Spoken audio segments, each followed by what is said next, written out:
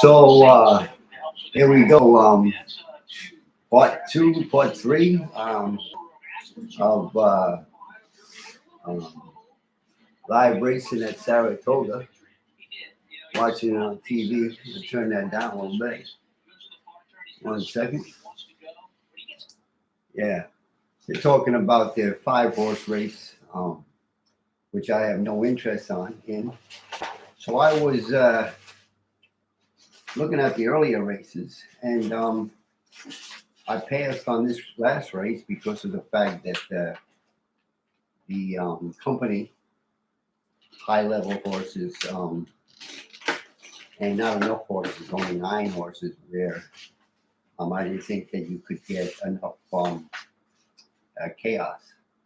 But race 8 at Saratoga turned out good because one of the dismissed horses, the 10, and I imagine he was dismissed because he was in the 10 hole and also because of other reasons. I don't look at horse racing information and horse racing data. So I'm just looking at he's he's the most dismissed horse of the field. So if I was going to get involved, he would have. So he did well. So that makes me feel good. And also another race that they did. And like I said, I'm not looking for my horses, the Energized, the Ego Buster horses. The Ego Buster horses are horses who take third and fourth. They pick up the pieces, mostly fifth, sixth, and then when they take second, like that, some of these horses have been doing, that's winning for them. I'm not looking to put them in the contender slot because so this was, for example, my crystal clear clarity board for the 8th race. Okay, so the 10, 4, and 7. The 2, 3, 5, 6 are the contenders, and the 6 won the race. The 8 and 9 are the second flight, and 7. But my attention, and the reason I do a crystal clear clarity board, is on the dismissed horses, and these would be dismissed horses: the 10, the 4, and the 7. So that's where my attention goes. And the reason I make a crystal clear clarity board is basically this is the handicapping for race 8, and this is the the odds board is accumulation of all of your handicapping, and then with the owners, the trainers, the jockeys mixed in, and then you get a line. I wanted to also possibly play music on that represents basically the theme of my whole thing. Just about how crazy the game we all love called horse racing is. And so I wanted to play that a little bit. But here we're going into it's the 10th race, and it's a 5-horse field, and it's just not a playable race at all. And it's just a race that you want to see how these horses run. For upcoming races, like they say, the Travers. I'm going to try to move my screen a little bit here so I can watch it. But for the Travers, I put the sound on a little bit. Let me see. And like I was saying earlier too, was that their commentary is very important to me. I find that to be the most important part of the equation is what do the professionals say. Obviously, the odds boards are saying the race is between the 3 and the 5, and that the 1 can improve. I agree with that. So, it's a pass. It's a 5-horse race. It's a pass. There's no wow here. It's just, do you have a strong opinion on the race? And I don't. So I'm only going to make a bet if I'm wowed. So I really don't have to listen to this. I'm only going to be making a bet if I'm wowed. And there's no wow here. I'm making a bet because, my mojo says, so for example, we got the 2 races coming up, the 11th and the 12th. So this is the crystal clear clarity board for the 11th. All right. So they're going to be betting the 9, the 1 and the 2, and they're in red because they're not of interest. The 6 and 7 are the contenders. So, and then the 3 and the 4 are after those horses. They're probably around 8, 9, 10 to 1. And then you got the 5 at 12 to 1, and you got the 8 at 15 to 1. And then what I would do is, with this in mind, I'm going to write over here the daily, on the other side, this side, daily doubles. But again, my focus is on these horses, the 5 and the 8. If the 8 keeps ballooning up and the 5 keeps ballooning up and they separate, then I'm more interested. It's an allowance race. It's a 9-horse field. So you might not be able to get enough chaos in the race to make a bet like you got in the 8th race where it was a bigger field. And 5.5 furlongs is really good because you're going to get a lot of chaos. Whereas in this race, it might be formful. So if you get that feeling, then, you have to pass.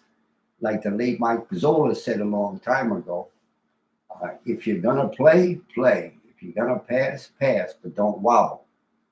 And that's good. And what to play, the reason you make an investment is because you are wowed by something probably that they talk about at the on the show, because these people have inside information. They go out to dinner with the owners and the trainer.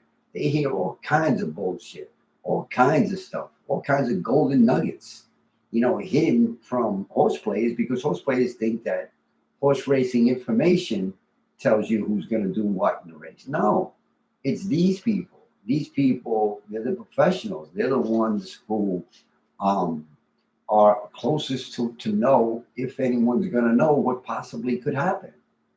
So, because of the fact that I'm not privy to any of those people, there's no reason for me to have an ego that I can figure it out with the racing form, because it didn't work for 40 years. But what is working is eliminating my ego by looking at the racing form. If you don't look at the racing form, Ragusan sheets, Thoroughgraph sheets, time form, your ego isn't activated. There's no dancing women. There's no naked women that you desire. I haven't opened up a racing form in a week, maybe even longer. And I'm conditioning myself to the belief that that's what I do. And after a while, it'll be my mojo. And then I'll be able to spring and get even better at doing this, because just grow with it. But first of all, convinced that horse racing information is useless. It's just useless. And the uncertainty in our game is so high. The uncertainty in our game is so high that to think that, we can be one of the 15% winners in the game, it's impossible, especially if you play way too many races. So I haven't played any races today. I practiced on the 8th race and passed the 9th, passing this 10th, and then I'm gonna practice on the 11th and 12th. With in mind focusing on, in the 11th it would be again the 8 and the 5, and in the 12th it would be the 1, 8, and 9, maybe the 4, and that's all I have to do. I don't have to handicap. I don't have to put together, pick 3s, 10, 11, 12. I don't have to play daily doubles, 11, 12. No, I'm just playing the race. I'm just trying to get lucky and get paid by bringing in the most dismissed horses on the car in the race. Just like in the 8th race, like I said, the most dismissed horses were the 10, 4, and 7. Who got there? The 10. The 10 did. The 10 got there, and he made the ticket. Got back $2.74 for a dime, for $1, 2,700. Why? Big field, chaos, because it's a 5.5 furlongs, tight turns, bumping. Favorites that should have ran better don't run good. That's the energized way of playing the game. Is not having no ego, having no reason to look at a racing form, and to possibly play a race if you're allowed. Um, but you have to have discipline. It took me 10 years to get to this point, and that's why I'm journaling it. I'm only also journaling it because I'm not handicapping anything. Instead of spending 12 hours a day, 5 days a week, I might spend 2 hours, and then I do other things. I leave the horse racing bubble and I detach. I got a black belt in detachment. I detach and I go into the world bubble, and the world bubble, and welcome, surprises, because I haven't been there in 40 years. I haven't been with other people for 40 years because I could, I went compulsively addictive into just playing the races. And now I've made a paradigm change where I've done completely opposite that over the last 10 years. And I'm so happy to be there because of the feelings you experience by doing something just a little different than you used to. But you have to have a moment of truth. You have to have a moment of truth where you just say, I don't want to do it this way no more.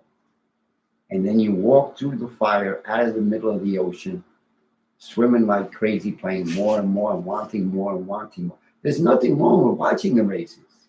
There's nothing wrong with practicing your swing, practicing your mojo. But you have to learn disciplines of detachment, because bankroll preservation happens by passing races, knowing this race is going to be formful. This race is always formful. 90% of the time it's formful. That's not a playable race. Then you get another race. You got 2-year-old fillies. This race is formful in the win slot, but it's not formful in the second, third, and fourth slot. That's where you get paid. That's where you get lucky. You're not playing string bets. You're playing just the race, just the super. The Crystal Clear Clarity Board gives you the horses that you pay attention to, which most people are dismissing.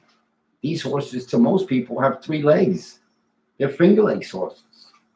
They're 55, 60 to 1 in some cases. That's okay, because all you need to do is hit 1 or 2 of those, and you're golden. And you're golden. It pays for all of the races that you actually played, and you didn't win, and you just didn't get lucky. There's no ego involved. Ego elimination. You just got lucky. You just got paid. Or you didn't get lucky and you didn't get paid, but not because of the fact that something in the racing form told you something. So what? That's what everybody sees. That's not where the hidden gold is. The hidden gold is in where nobody else is. It's in another playground. It's in the superfecta playground, in bigger fields, 10-horse fields, 12-horse fields. That's where I don't care if you guys win your pick 3s, pick 4s, daily doubles. You can have that first slot. But at 30 to 1, I want the second slot. At 60 to 1, I want that 4th slot. That's what I'm going after. And I'm only playing it if I think there's going to be chaos. 5.5 furlongs on the turf for 2-year-olds. Yeah, there's a lot of crazy shit there. There's a lot of uncertainty there. So that's where I want to go. I want to go where it's crazy, where it's psychedelic, where everybody's smoking weed, and nobody gives a shit. Nobody bothers you. That's where I want to go. I don't want to go over there where, everything is regular. Contrarian. You got to be contrarian. No matter what you're doing, you got to be contrarian. And this is me being contrarian. So the race is going off soon. Todd Clutch is having the day of his life. He might win 6 here if Renegade wins. I don't really have an opinion on the race in the sense of what I want. I like how tough Commandment is no matter what. I understand though also that Renegade could have another upswing. I think commandment is commandment, but I think that Renegade could go forward. Chief Honcho, I don't think he's in the same league. You don't go from the Ohio Derby to this race and win it. And if he does, that would just be phenomenal training job. Or something happened to the 305.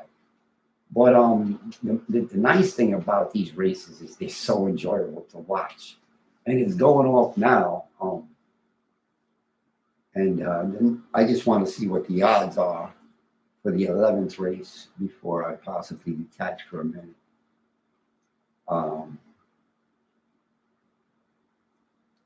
But here we go. We'll watch this. Nobody's going to be really watching me. So I'll watch this. Yeah.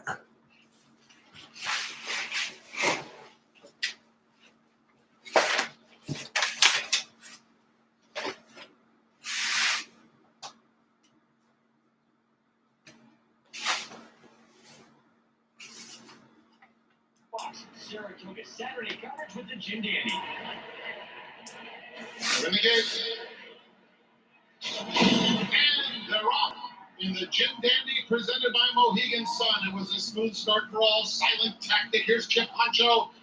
Gun to the lead on the inside. Chip Honcho wants that lead and will battle it out through the opening furlongs with Silent Tactic, who's in second. Commandment races third and is immediately guided over to the rail. 5 lengths off the pace, another half dozen or so.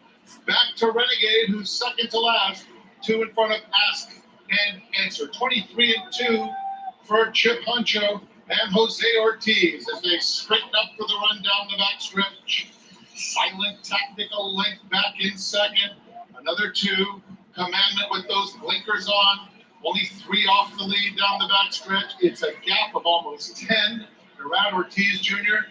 Biding his time on Renegade through that half in 47-4. Asked and Answered continues to trail. Chip Honcho continues to dictate turns into the far turn, less than a half mile from home. Silent Tactic now puts the pressure on, and Commandment is revving up 3 deep within 2 lengths of the pacemaker as they get toward the quarter pole. Silent Tactic takes the lead. And here comes Commandment on the outside. Chip Honcho will have to dig in. And Renegade starts to roll from behind there at the top of the straight. Silent Tactic out very wide. Commandment puts his head in front. And Renegade will try to run them down in the center of the track. He's coming with giant strides. Here's Renegade. Renegade storming down the center of the racetrack. And he will run them all down in the Jim Dandy presented by Mohegan Sun. Commandment ran a big race, but Renegade was simply too strong. Silent Tactic finished third. That's pretty good. I mean, that's what I mean. Yeah. I mean, come on, you guys in the freaking clouds. I mean, that's just great. He's just a little better than Commandment. Commandment, oh man, is that unreal or what? Oh my God, that was beautiful. That's the joy. There's the joy of the game right there. Watching races like that, you don't have to make a better penny on them. Just enjoy the fact that they got some good ass racing at Saratoga, even if it's a 5-horse field, but you just don't make a bet on it. Just sitting back waiting, and then he knew he had a horse underneath him. Wow. The Commandment had just a little bit better than the other guy, you know what I mean? It softened him up a little bit and made it a lot easier for Renegade to come rolling by. Excellent race by both horses, but Renegade was best. We did not expect to see Silent Tactic. And Silent Tactic ran great. Mark Casey is just a beast of a trainer. Oh man. And Chief Honcho again, way the fuck over bet at quarter one. It's too much. And the horse was more nervous on the desk than it was in the saddle, that's for sure, man. but just unbelievable. That's fun. That's a lot of Here, fun. the Rod Ortiz Jr., who gets his third Gym Dandy. You know, because then, you know, horse players just can bullshit back and forth, you know, and talk about the race. Because you were behind by 10. Honestly, I talked to the trainer to chat this morning, and I feel like Yeah, and yeah, I think that's 6 for Todd Pletcher. I don't know how much for Irad Ortiz, but 6 for him.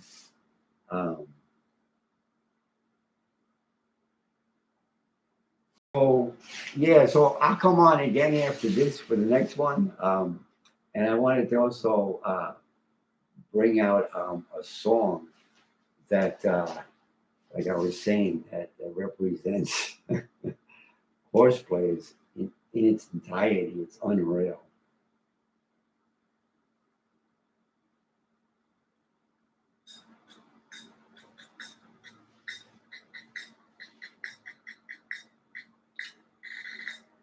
I remember when I lost my mind. There's something so magic about that place. Even your emotions have it so much space.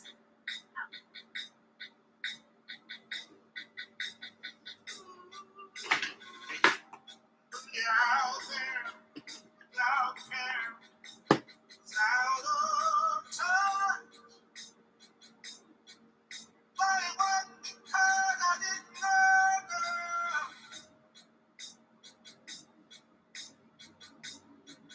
Just knew too much.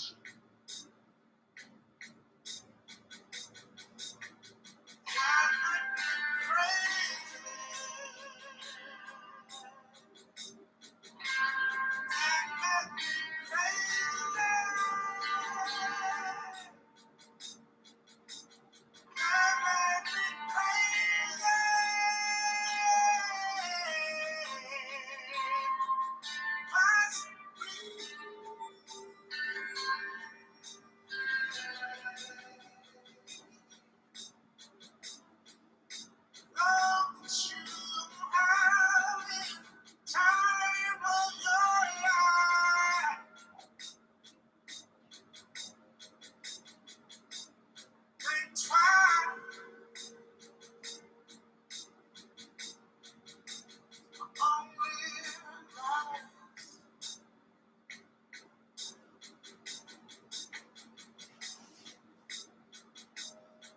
Come on now, who do you think you are?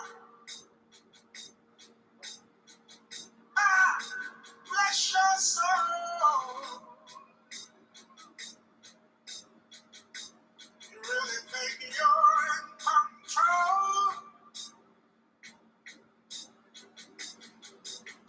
Well, I think you're crazy. I think you're crazy. I think you're crazy.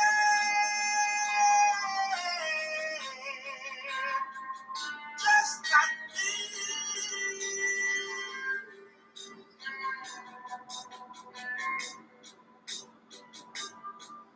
My heroes had the heart to lose their lives out on me. Oh, remember,